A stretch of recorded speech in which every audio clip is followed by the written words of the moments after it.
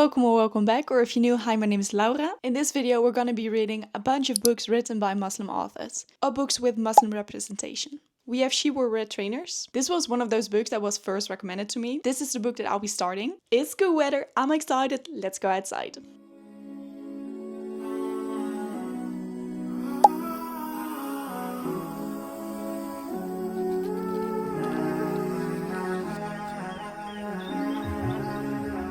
Okay, little update. It's evening already. Instead of reading, I spent my time outside in the garden with my grandma. But it's still good weather. My bunnies are eating. And I got my little picnic bag because we're going outside to read in nature.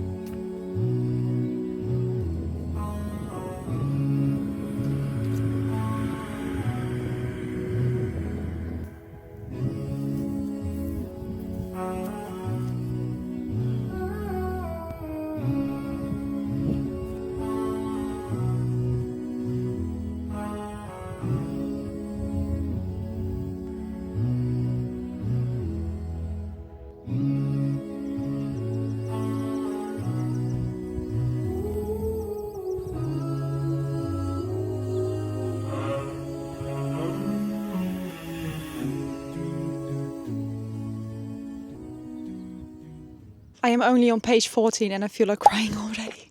Ali, his father and brothers are moving to a new city, so his dad has more work opportunity. And it's Friday, so they go to the Jummah prayer. But since this is a new city, they don't know anybody. But one of the brothers made his way over to us like it was the most natural thing in the world. And I feel like that is so beautiful and it makes me cry because doing something for the first time or moving or whatever is just so... It can be so nerve-wracking. And I remember my first time going to pray at the masjid. It was also a Friday prayer and I was too scared to go at first, but someone convinced me to go. Before I even stepped inside the mosque, a Syrian mother and her daughter, they took care of me, you know, like they were teaching me to do the prayer, and the sister, she was whispering the prayer to me so I can hear it, you know, so I knew what to do, because I did know what to do, but I didn't know what to say because it was in a different language, like, I don't know. I will never forget those women. May Allah bless them.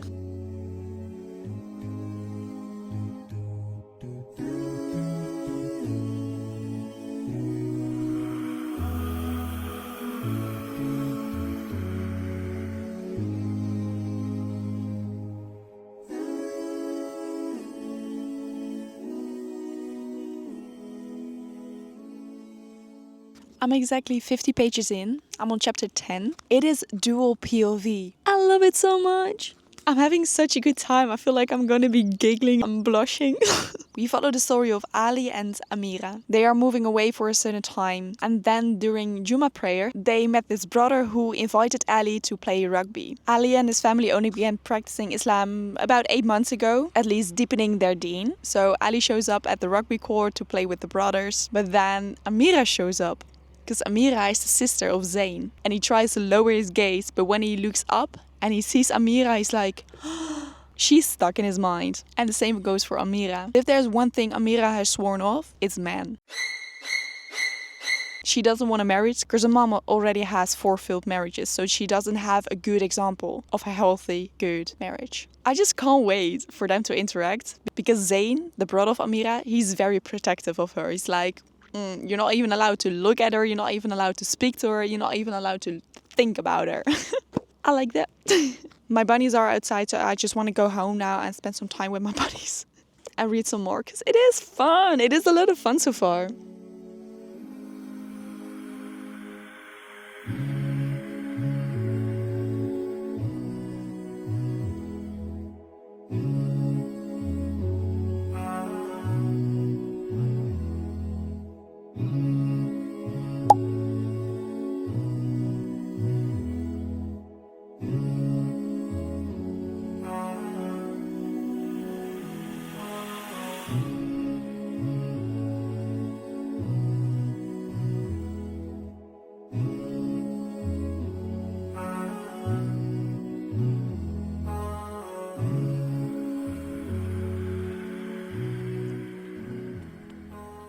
I finished the book. Oh my days. Ali and Amira, they definitely hold a special place in my heart alongside with all the other characters. I just filmed a reel for this, so let me just repeat what I said. If you are a Muslim, then I have the perfect book for you to read. She Wore Red Trainers isn't just a romance story. It's slow burn romance that's completely halal and it hits deep. And when I say slow burn, I mean slow burn.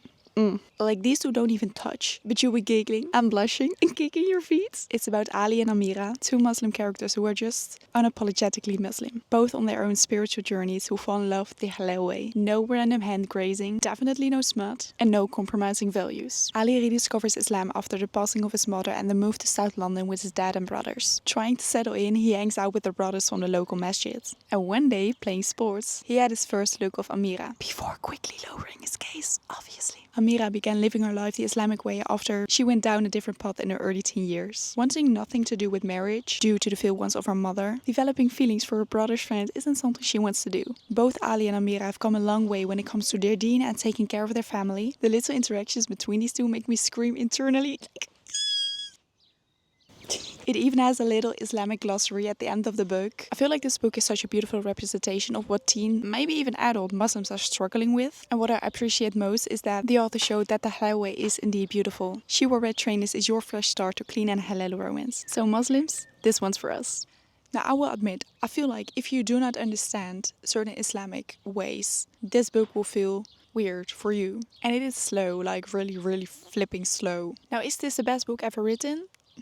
No, but I had a flipping good time. Even though there are so little interactions, even though there is no physical contact, I was blushing at some stuff. I was kicking my feet. Had a really good time. I'll give it 3.75. Nah, flip that. I'll give it 4 stars. Assalamu Aleikoum. It's been a short while since I picked up this video again. It's a whole new season, it's fall, it's the 2nd of November. And I am finally going to continue this video, inshallah. And that's perfect because I have 2 book clubs. One is online on Fable, which you are free to join as well. It's a women-only book club where we read books written by Muslim authors, both Islamic information books as Muslim fiction stories. And for that one, we're going to read As Long as the Lemon Trees Grow. And then I have a 2-person book club with Sydney, and we're going to read Much Ado About Nada. So this month is just going to be the right setting for this video.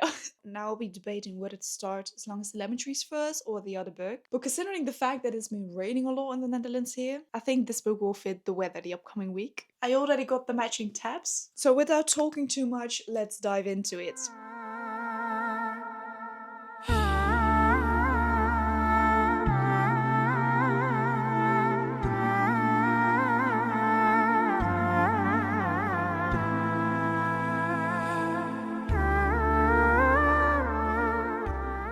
I'm only on page 2 and 3 and I'm already getting goosebumps. I walk quickly, not wanting to listen. I know that the military siege inflicted on us is a death sentence. That our food supplies are diminishing and we're starving. I know the hospital is about to reach a point any day now at which medications will become a myth. I know this because I performed surgeries without anesthesia today. People are dying from hemorrhage and infections and there's no way for me to help them. And I know we'll also come to a fate worse than death if the Free Syrian Army isn't able to stop the military's advances on old homes. I already had to switch environment and sit down on my desk so I could annotate. But I came prepared, I have my box of tissues here.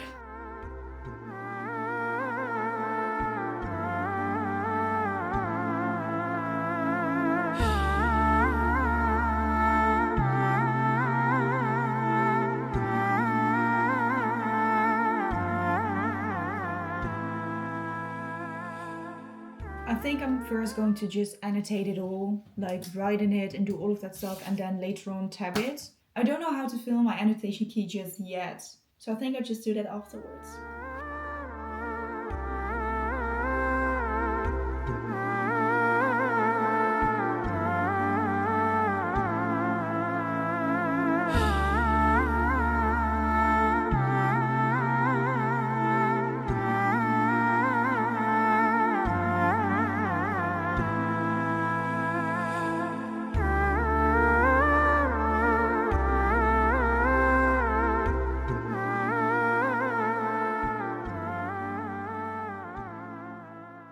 It's been a few days since I started reading As Long as Lemon Trees Grow. I think I started Monday. I'm not sure anymore, actually. These days actually are kind of confusing. I've been really busy with school and my internship, and I'm not gonna lie, going back to school is draining.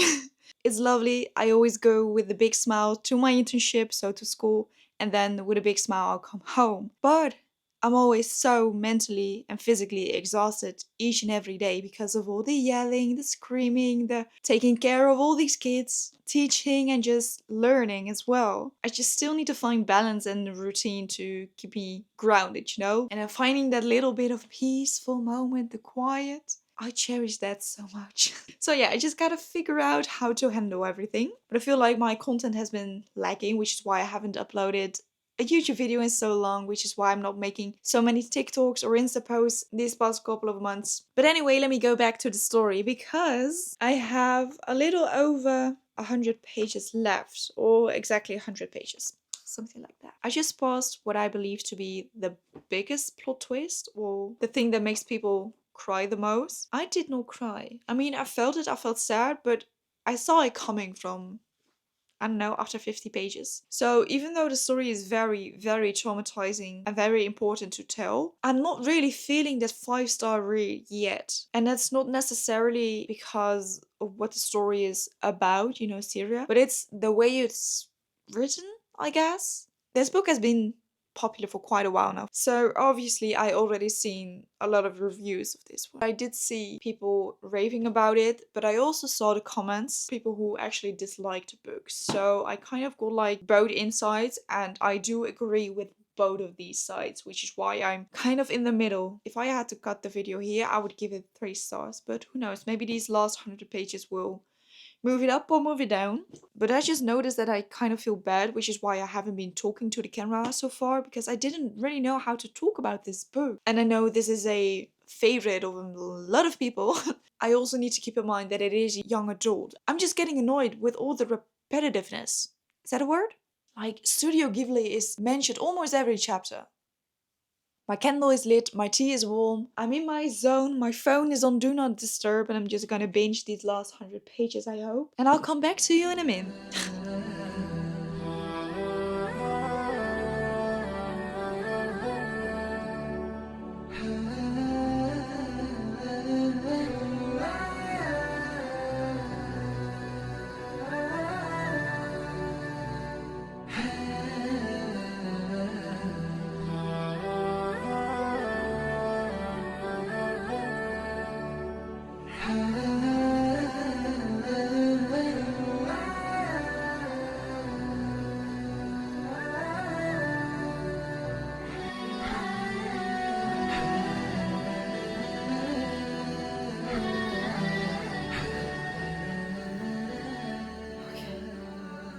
One thing for sure, we see Kof, I hope I pronounce his name right, like the hallucination. We see him from being a total douchebag to so much character development actually. Like, he actually wants the best for Salama and he cares about her. He wants her to get out and survive. Especially in this scene that just happened. I'm actually starting to like Kof.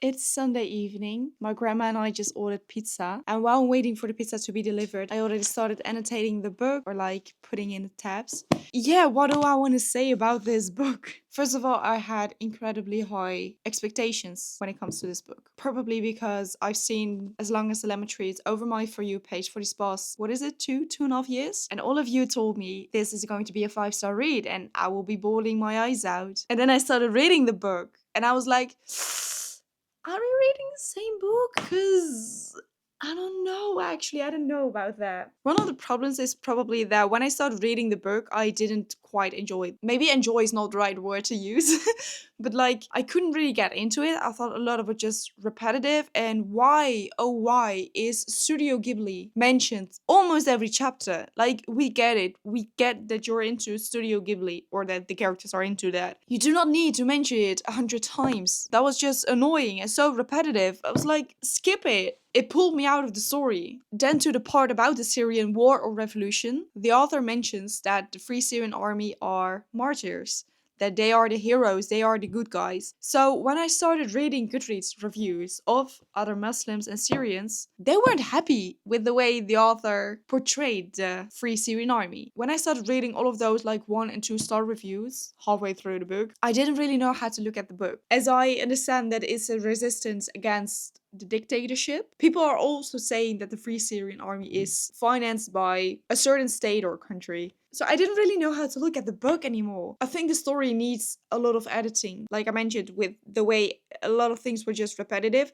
Then when it comes to the revolution or war, I feel like we don't really know what is going on, except that it's horrible. I understand that it's a young adult book, but the characters are 18 years old, 18 and 19. Salama is a pharmacist turned surgeon because there aren't any doctors left in Syria, or at least the part where she lives. So day in, day out, she's performing surgeries without any medication. She has to close more eyes than she can count. I feel like especially the hospital parts are really giving that visual image of everything we've seen happening in Palestine, for example. All the journalists who have been brave enough to spread all of those images to show us what is going on. The boy in the story, the male main character, he wants to do the same. You know, he wants to document the entire revolution and post it so that all of us can see this. And I think that's incredibly brave because we know that if you do this, if you join the resistance, it's a death sentence. I think a very good and bad aspect in this story was the PTSD trauma hallucinations. It's a very important plot in the book. Unfortunately, I saw it coming from miles ago, so it wasn't really that tearjerker for me. I hope I pronounced his name right. Kauf? He's this hallucination that Salama can see. We see him from being an incredible douchebag to having this character development where he actually cares for Salama and he wants her to flee. He wants her to make it out alive. He takes care of her. I think he was such an important character in this book for Salama and also for us to read. Because Salama is very conflicted because if she's going to flee, then who's going to take care of all these patients? But if she's staying, she risks getting herself and her sister-in-law killed. Is that what she wants? Her sister-in-law is pregnant. They can flee to Germany. And then when we see Kenan, the boy, Salama and Kenan have this instant connection, and ever since they meet at the hospital, I believe, they kind of been inseparable, and I think their entire relationship development, first of all, it was very halal, and I think it's also very painfully beautiful. I was rooting for them the entire time reading the books. I was hoping they were safe. I was hoping they would flee together, that they would take care of their brothers and sisters, just that they could finally start their lives instead of living in terror. Especially for him, we see how he struggles not wanting to leave Syria behind because he is Syria. He loves his country so much. He wants to fight for it. And I believe somewhere it's also one of his quotes, like, if I'm not fighting for my country, who will? I personally think that the final 100 pages gave me that 1 star or a half a star extra, because that made me tear up, as y'all could see. It was descriptive. I could see it all. I felt it all. I felt the pain. I felt the terror. I felt the need, the hope. I felt it slipping through my fingers, reading the pages. And then to imagine that this is the reality of so many people. And then especially here in the West, the way people are talking about refugees, about people who are fleeing on fisher boats, who are sinking at sea, who have to leave everything behind, their culture, their families, kind of like their identity. I think especially those final 100 pages are so important to be told. It's just horrific if you have to go through that, which is why I would never understand how people can be like against refugees. I get it to a certain point where people misuse that. I hope I would never have to go go through that, and I will never wish this upon any single person. So I think I'm about to tear up already. So I think those final pages, so the boat scene, the fleeing scene, like the borders, crossing the borders, what's happening is so inhumane, and yeah, like I said, it's very important to be told. So I'm going to give this book 3.5 stars. I feel bad for not giving it higher because of what it is about and the fact that this can be the reality of so many people, especially Syrians in this case. I just can't give a book 5 stars because it has a sad story. I'm looking at the way it was written as well, and I think it just needs a lot of work. And like I said, the way Studio Ghibli was mentioned so many times was just annoying. And it could also be that I just had too many expectations of this book. Nevertheless, I would definitely recommend reading this book. Now I'll try to finish my annotations before the pizza delivers.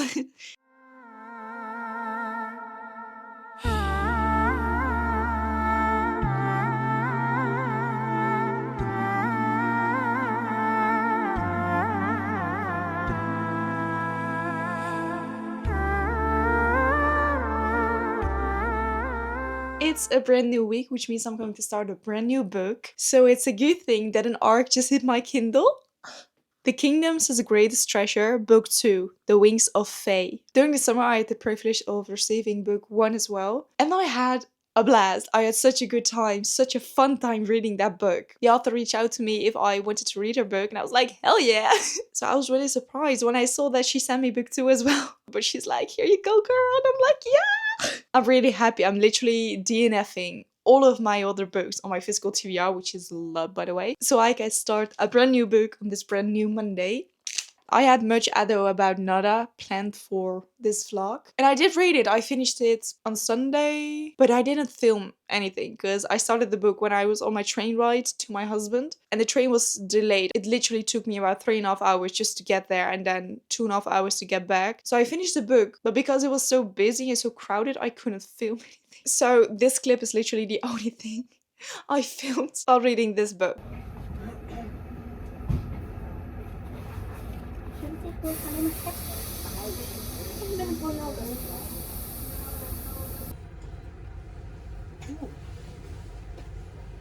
So I still want to give it some screen time, I just can't say anything about it. Also because, if I'm going to be completely honest, I can't really remember much about it. Maybe it's because I was on a train and it was just hectic. I don't know, it wasn't memorable. So maybe I'm going to reread it another time, but that's all I'm going to say for this one. But that's okay because we have the second book from Bo, which is a fantasy series. It's young adult. So because this is the second book, I'm going to tell what is going on in the first one. So the story is about, I believe, 4 girls in total. And 3 of them are going to try to save the youngest girl in the group because she has this illness that can only be cured when the other 3 girls travel to 3 different kingdoms and steal a part of that kingdom. So in the first book, they are going to the Cursed Kingdom and they have to steal a piece of soulless. And in this one, they are going to the Fae Kingdom to steal Fae wings. I loved it so much. It had found family. The female main character was such a badass. She was incredibly skilled and she was a certified man-hater.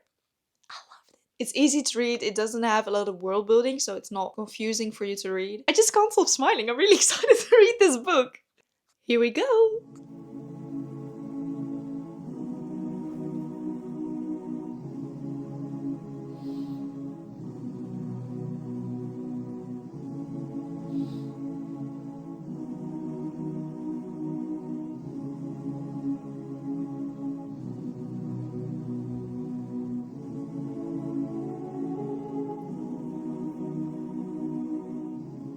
So I'm currently at the library. I'm trying not to speak too loudly, so I hope you all can hear me.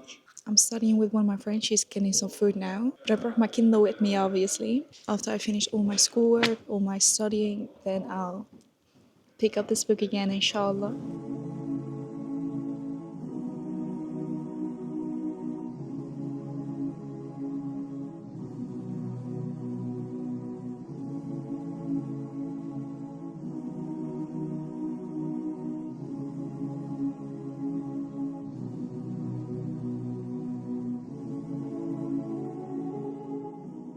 This series is so binge-worthy. I had a lot of fun. We immediately dive back into the story where the first book left off. And I feel like there was so much more depth in this entire book. Maeve is a human girl who travels to the Fey Kingdom to steal a pair of wings. Well, 2 pairs actually. Because they need a piece of each kingdom to make a cure that will save her younger sister. But obviously humans aren't allowed in the Fey Kingdom. So one of the girls back home, who's an elf, makes this transforming potion for Maeve so she turns into a Fey. This way she will get wings and she can fly to the Fey Kingdom.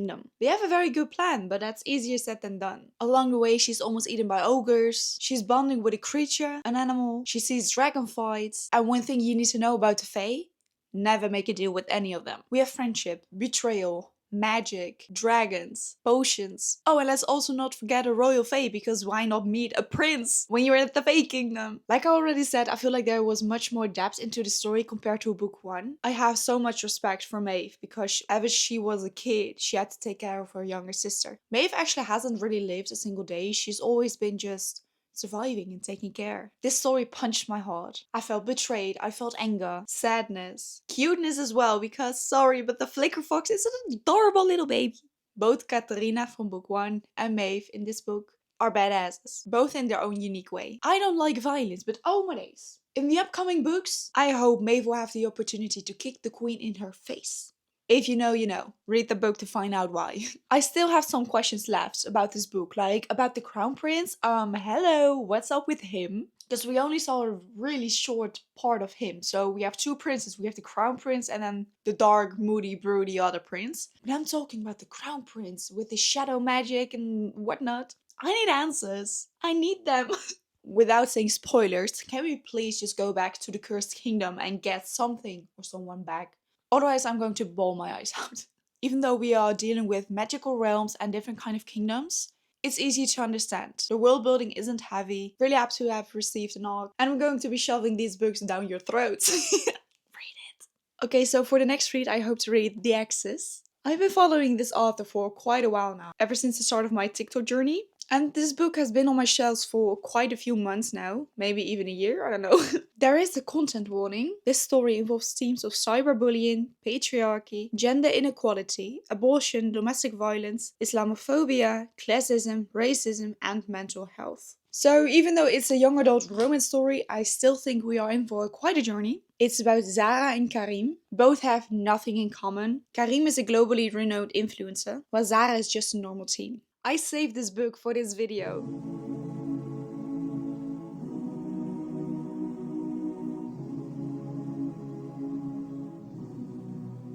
I'm halfway through the book. I'm quite enjoying it so far. Before deciding whether I wanted to read this story or not, I reached out to the author just to confirm if she is in fact Muslim or if the book is about Muslims. She said, I'm Muslim and the Exes definitely has Muslim representation. It's set in London. I was inspired by my own experiences as a British Pakistani Muslim girl. So it's an own voices story. But I need all of you to keep this in mind. The Exes isn't a filtered perfect Muslim halal story. It's quite raw and messy, which makes sense since it's all about teens. As so many young Muslim girls have been able to relate to it, and it's definitely the representation that younger me needed. So I think it is important Muslim representation. Now, I do not mind whether it's a completely halal story or not. But I do always feel a little bit weird about that when I know it's a Muslim story. But I need all of you to keep in mind that this isn't a Muslim halal romance story. It's just that the characters are Muslim, but they are flawed. So if we are going to compare The Exes with She Wore a Red Trainers, so the first book in this vlog, that one is very halal and focused on the Islamic parts. This one isn't. I just wanted to clear that up before anyone's going to pick up this book and think it's going to be a very Islamic romance novel, because it isn't. Now for my thoughts so far, I've been reading for the past 2 hours. I can't put it down. If I have to tell you in just one sentence what the book is about, it's Gossip Girl set in London with diverse characters. I hope I will binge the rest of this today or either tomorrow, inshallah. But I really hope today, because tomorrow it'll be December 1st, inshallah. So I just hope I can still keep the Exes in my November wrap up.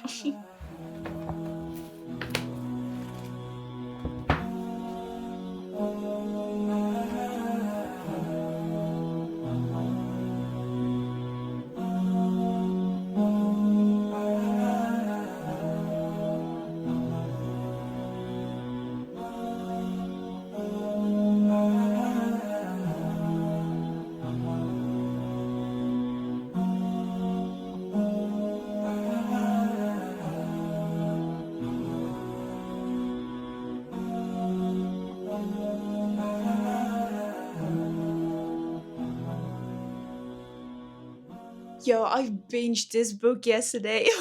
Literally spent my entire afternoon reading the book. I texted my grandma and I said, Granny, we're going to eat an hour later because I'm about to finish my book. She's like, okay girl, you do you.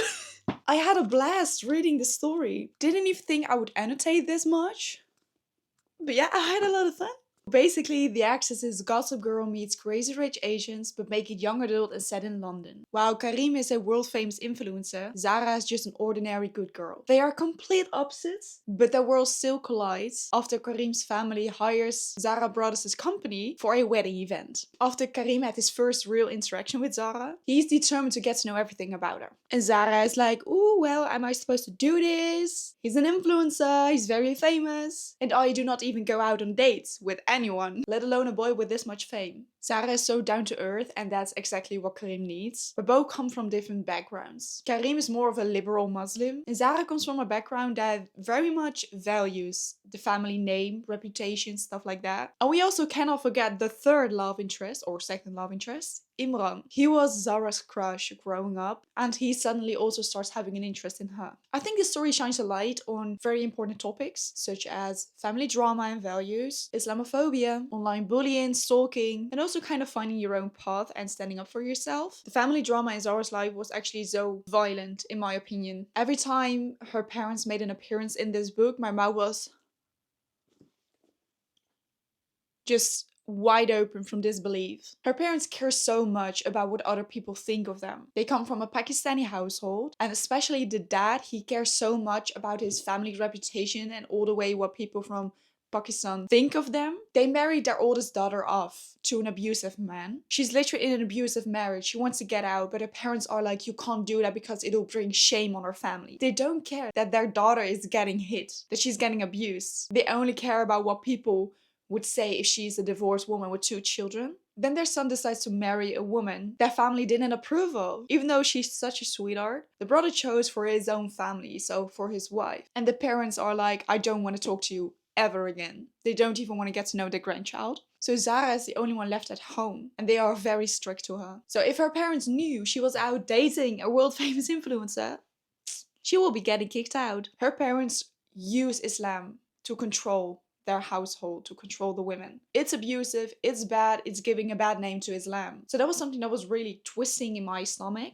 But I do know this is the reality of a lot of people, especially women. So it is important to talk about. And I was really proud of Zara for being the one to talk about this. And also for standing up for not only herself, but also for her siblings. She called them out on their toxic and problematic behavior. Good for you, girl. Good for you. The story is dual POV. So we can read from Zara's POV and her life with her family, Imran, her best friend, who's a total lovely girl, by the way. Her best friend is one of those girls you want and need in your life. And then we also follow the POV of Karim. Karim and his friend group are called the Exes. They have millions of followers, but with all that fame, there's also some downsides to having such a huge platform. They are getting stalked and blackmailed by someone called Mr. X. Mr. X seems to know every dirty little secret, and he blackmails the Exes into doing something, or he will reveal their secrets. Because of all these secrets, their friend group isn't going to be as tight anymore, and you see all their development in this story, and I really liked how diverse this friend group was. As much as I liked the story and the characters and the plot development, I do feel a certain way considering this is a Muslim representation book. I don't think this was advertised as a halal romance story because it's anything but.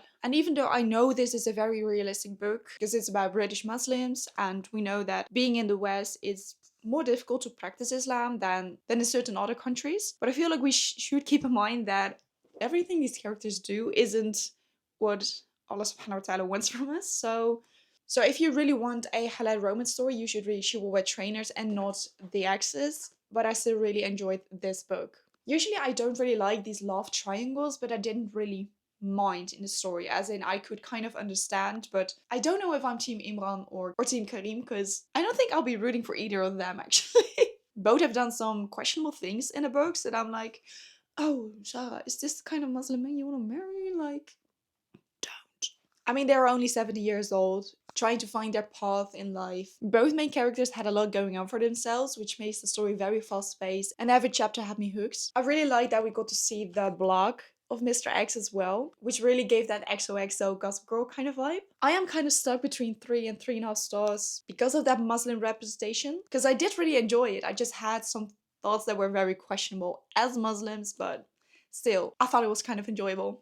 We are at the end of the video. I think this was a really good reading vlog. I really enjoyed all of these books, some more than the other, but not one of these was below 3 stars. So this was a very successful reading vlog. Chihuahua trainers, the most halal out of all of these 4 books, as long as lemon trees grow. This is one of those books that I have 2 kind of ratings for. One is for how the book was written, which is why I would give it 3 stars. But in my mind, I also will give it 5 stars for the impact this has left on me. A real tearjerker. A young adult fantasy book. The Wings of Fae, which is almost coming out after I posted this video as well, so make sure to check it out. And last but not least, the Exes. And it was just really fun to kind of get back into that whole Gossip Girl kind of feeling, because I really loved that show when I was growing up. I really hope y'all liked this video, and if there are any books written by Muslim authors or books that have Muslim representation, please comment them below so I can read that book in the upcoming video, inshallah. And I hope to see you in the next one.